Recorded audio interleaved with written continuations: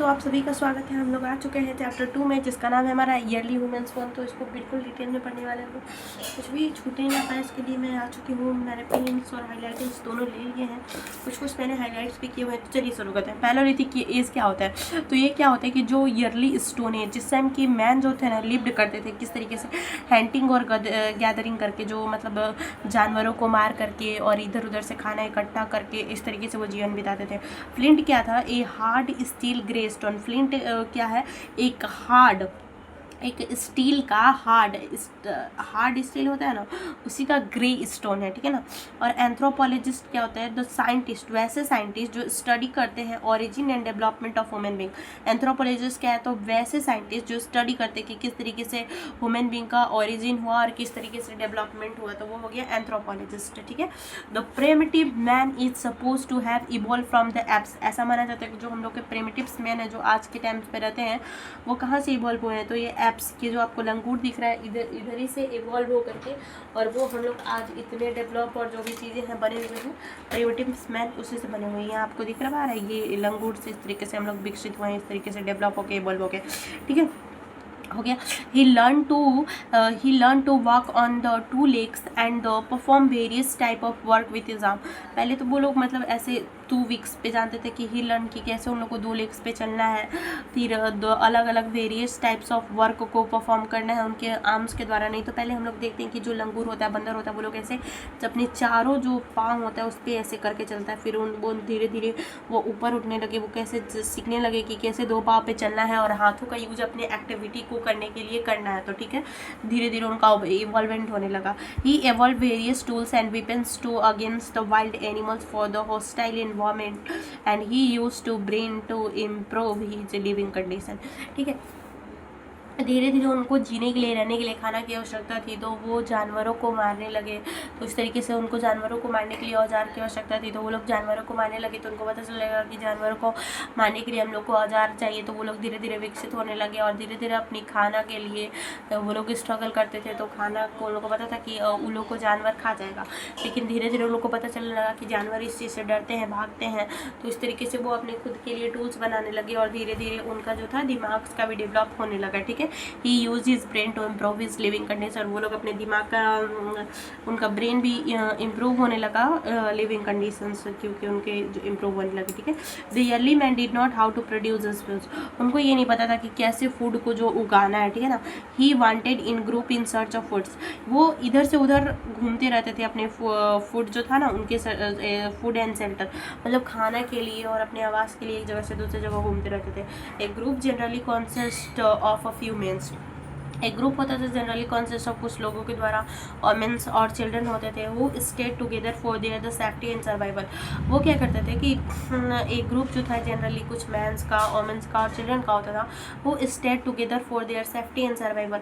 वो लोग साथ में रहते थे, किस लिए? क्योंकि फॉर देयर सेफ्टी और सर्वाइवल के लिए, कि हम लोग कोई जानवर आए तो अटैक करेंगे तो हम लोग साथ में उसको हटा दें, फिर उन लोग को जीवित रहने के लिए भी सेफ्टी और सर्वाइवल।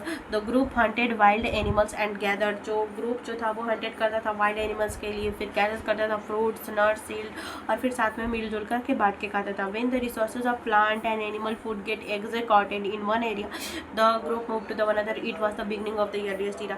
जब एक जगह स्थान पे क्या होता था कि फूड जो चीज़ें खत्म हो जाती थी, तो वो लोग दूसरे जगह पे चले जाते थे प्लांट्स इत्यादि को खोजने के लिए। एक जगह मान लीजिए वो यहाँ पे रहते हैं, यहाँ पे पेड़ पौधे हैं, उनको पता है ही नहीं कि उगाना कैसे, खुद से वो उगेगा, उस एरिया में टाइम लगता था, तो वो क्या करते थे, यहाँ पे खत्म हो गया तो वो दूसरी जगह चले गए अब। तो इस तरीके से वो लोग फूड और शेल्टर की आवाज़ में एक जगह से दूसरी जगह पर घूमते रहते थे, ठीक है। अब हम बात करते हैं स्टोन एज, फिर किस तरीके से शुरू होता है। स्टोन एज में हम लोग पढ़ते हैं कि पैलियोलिथिक, मेसोलिथिक, नियोलिथिक सब पढ़ेंगे। तो चलिए शुरू हो जाता है हम लोग का stone age. Man has passed through the various stages of development which consists from the evolution of the tool and the implement।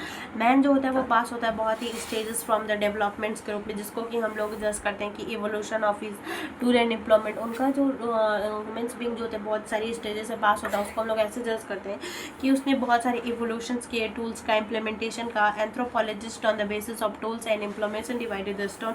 जो एंथ्रोपोलॉजिस्ट हैं, जो कि साइंटिस्ट हैं, जो कि स्टडी करते हैं origin and development of human being, तो उन्होंने बताया है, क्या बताया है इम्प्लीमेंट किया है। डिवाइडेड स्टोन एज को 3 भाग में। पहले के पैलोलिथिक, वहाँ पे बड़े बड़े औजार मिलते थे। मेजोलिथिक में पैलोलिथिक से छोटे छोटे औजार मिलते थे थोड़े से। और नियोलिथिक में अच्छे डिज़ाइनर जो कि एकदम नुकीले पतले मिलते थे, जिससे जल्दी से जानवरों का हत्या हो सके, ठीक है। मेजोलिथिक में बड़े बड़े सिपर से पत्थर के हथियार मिलते थे। फिर उसको धीरे धीरे मेजोलिथिक में उसको घिस घिस कर लोगों ने थोड़ा सा पतला किया। फिर नियोलिथिक में वो और भी ज़्यादा डेवलप हो गया, अच्छा चीज़ें बन गई, ठीक है। पैलियोलिथिक और the old stone age, in this age began around इकाई 5 लाख BC जो होते हैं, continue up to the 10,000 BC. It is still about the 12,000 year ago. In this period, the early man used to crude tools made up of stone. वो लोग crude tool जो कि made up of stones पे हुआ था. In India, such stone tools have been discovered at the following main sites. India में कौन कौन सी जो मेन साइट्स है उसको आप लर्न कर सकते हो. इंडिया में कौन कौन सी मेन साइट्स थी, यहाँ पे देखो. ये चला गया. तो जो सोहन वैली था वो था इसका tributary of the Indus valley civilization के, वहाँ पे है the upper Jhelum valleys and the Shimla series areas and Baganbara, ठीक है. वो हम लोग जानेंगे, लेकिन इस इंपॉर्टेंट फैक्ट है उसको जान लेते हैं. पहले क्या है, australopithecus ancestor of the modern human being and homo erectus they are mainly present in the lower palaeolithic. जो स्ट्रोफिकस था वो एंसेस्टर है मॉडर्न ह्यूमन का. स्ट्रोपिथिकस क्या है कि एंसेस्टर है किसका, मॉडर्न ह्यूमन का. और homo erectus they are mainly present in the lower palaeolithic age में आया था कौन, Homo erectus. We find the evidence of Netherland man using fire in the middle Paleolithic age and the upper Paleolithic man. कि हम लोग को evidence मिलता है कि जो नीदरलैंड मैन है ना, नीदरलैंड मैन ने यूज किया था फायर को मिडिल पैलियोलिथिक एज में, and in the upper the middle palaeolithic age and in the upper palaeolithic period Neanderthal man disappeared हो गए थे. वो आज replaced by the variety homo sapiens, cromagnons and Grimaldi man. जो कि होमोसेपियंस आज जो हम लोग हैं वो है, वो डिसअपियर हो गया था इस तरीके से एनिमल्स के द्वारा, ठीक है. तो हम लोग जानते थे कि कहाँ कहाँ पे इसका साइड्स मिला हुआ था ना हम लोग को स्टोन टूल्स का. यहाँ पे सिसला वैली एंड जिन्स, यहाँ पे क्या है, नीवसा, पार्वतास वैली, ट्रिब्यूटरी ऑफ द नर्मदास, गोदावरी, बेलन रिवी, सब 11 जगह पे बताएं यहाँ पे मिला. फिर Mesolithic the middle stone age, इसका शुरुआत कब होता है, तो 10,000 से हम लोग का शुरुआत होता है 8,000 BC तक में पीरियड्स. और 10,000 से पीरियड ऑफ ट्रांजिशन को हम लोग बोलते हैं मेजोलिथिक. और पैलियोलिथिक और नियोलिथिक के बीच का जो ट्रांजिशन होता है मेजोलिथिक. ये स्टोन टूल पीरियड क्या कहते हैं, माइक्रोलिथ कहते हैं, ठीक है. उसके बाद आता है neolithic and the new stone age आता है. Eggs begin in the around 800. This tools age were the sharper when the winds in the mesolithic period. अब लाइफ ऑफ प्रिमिटिव मैन्स का कैसा होगा, जानवरों को मार के खाना, इस तरीके से जिंदगी जीना. आप देख ही सकते हो फोटो में बया है, बट एक बार पढ़ लेते हैं. The primitive man lived by the hunting and the food gathering. He wandering in the search of the games and food and he preyed on the wild animals. वो लोग जानवरों को मार करके खाते थे, कलेक्ट करते थे. जो भी ईडिबल प्लांट्स है, रूट्स है, फ्रूट्स है, बेरीज है, ये सारी चीज़ों को खाते थे. वो लोग हंटिंग करके, जो शिकार करके और फूड बिन बिन करके खाते थे. ये लोग वंडर्ड इधर से उधर घूमते करते थे, search of game and food जगह के रूप में. और game preyed for the wild animals, wild animal को, जानवरों को फंसा करके खाते थे. और फिर जो भी इडिबल प्लांट्स, पॉट पौधे, वही from the jungle. And he used stone tool for the hunting. जो इन्होंने स्टोन टूल्स बनाया था उसका हंटिंग एनिमल्स करते थे. मिट्स को चॉप्स करते थे, cutting woods and digesting the roots and the tubers. He consumed raw flesh of animals. ये रा जो फ्लेश था उसी को ईट करते थे. बर्ड्स और fish. He supplemented his food from the forest product. अपना जो फूड्स है उसको फॉरेस्ट का जो भी प्रोडक्ट है उसे कंप्लीट करते थे. और he also catch fish from the streams. ये लोग फिश को भी स्टीम से कलेक्ट करके और उसको भी खाने लगे थे. That he was the totally dependent on the nature from his survival. ये पूरी तरीके से नेचर पर डिपेंड थे. कुछ को पका करके नहीं खाते थे और कुछ भी मैन मेड चीज़ें नहीं थे. जो भी था, जो भी नेचर ने दिया हुआ चीज़ें उन्हीं से इनका था. To protect he from the cold and rain. ये कोल्ड और रेन से खुद को बचाने के लिए ईयरली मैन ओवर करते थे स्किन्स ऑफ एनिमल. जो जानवरों को मार के खाते थे उनका जो छाल रहता था स्किन का, वो या बार्क ऑफ जो ट्री रहता था, to protect themselves from the variety of weathers and wild environment. He took shelter in the caves and rock shelter. ये caves और rock shelter में रहते थे. और आप इन thick tree जो होते हैं, बड़े बड़े ट्री, उन पर भी रहते थे. हम लोग को भीमबेटका इत्यादि में उन लोग को रहने के सबूत मिले और उन्होंने पेंटिंग्स भी बनाया है, वो सारी चीज़ें भी मिले हैं. तो वो लोग पेड़ पे रहते थे या फिर रॉक शेल्टर्स, केव्स, इन सारी जगहों में जहाँ पे भी उनको जगह मिल गया वहाँ पे वो लोग रह लिए. ये चैप्टर भी खत्म ही होने वाला है। तो चलिए शुरू करते हैं अब। Humans max tools and weapons, किस तरीके से मानव ने टूल्स और वेपन्स बनाए थे, चलिए सुन। The primitive man was weaker than the ferocious wild animal, जो प्रिमिटिव मैन्स थे वो वीकर थे जो भी फ्रेशियस वाइल्ड एनिमल थे उसे। Being afraid of them he lived in a group, जैसे कि जो प्रिमिटिव मैन्स थे वो कमजोर थे जानवरों से, तो उन जानवरों के डर से वो क्या करते थे कि ग्रुप्स में रहते थे, कि ग्रुप्स में रहेंगे, जानवर आएगा तो उसको मार भगाएंगे, ठीक है ना। और he begins to make tools and weapon, वो क्या करते थे कि टूल्स और वेपन्स को बनाने लगे इन्हें भी तो अपने जो उनके दुश्मन से उनसे फूड्स लेने के लिए जानवरों से, और जो भी उनके दुश्मन थे उन्हें he use natural object like sharp pieces of wood, sharp और नेचुरल जो चीज़ें होती थी उनका यूज करते थे, कि जो शार्प पीसेस है वुड का उसका, फिर branches of tree and stones to kill his enemy, the flint the steel की stone was hard enough to the chips off, ठीक है, and produce sharp edges. The stone weapon include crude axes, spears, knives, hammers, digging tools. These weapons tools served many purposes including cutting, killing animals and removing their skin, digging the earth. Such implements have been found along the river beds in the Shivalik foothills of the Himalaya bunch and the Jammu Kashmir Deccan Plateau. जो ये सारी चीज़ें हैं ना हम लोग को मिली हैं यहाँ से, उनके सबूत मिले हैं सारे, ये सारे औजार मिले हैं कि इस तरह की चीज़ें ह्यूमन बीइंग पे पास थी, कि उन्होंने किस तरीके से डेवलप किया। पत्थरों का इस्तेमाल करते हुए फिर धीरे धीरे घिस करके उसको नुकीला बनाने लगे, फिर चॉपिंग के लिए सब चाकू सब इस तरीके से आयरन आया होगा तब। तो आयरन 1000 BC में आया था, हम लोग को पता है, ऋग्वेदिक पीरियड्स के टाइम में आगे पढ़ेंगे हम लोग सारी चीज़ें। Stone understand in this the stone which tool was made also called the core, ठीक है, in this the stone from the which the tools was to made is called the core, and which in the one hand another side which is used as a hammer while head in the other hand, ठीक है। The second stone what is to stock of the from the first and required the steps obtain pressure flaking. In this the stone is to craft was placed on the surface of the rocks. ये लोग क्या कर रहे हैं कि यहाँ पे पत्थर का पे मिल रहा है, कि फोटोज़ में मिलता है कि जानवरों की हत्या कर रहे हैं, फिर यहाँ पे आपको दिख रहा है पत्थर से किस तरीके से आग लगाया जा रहा है।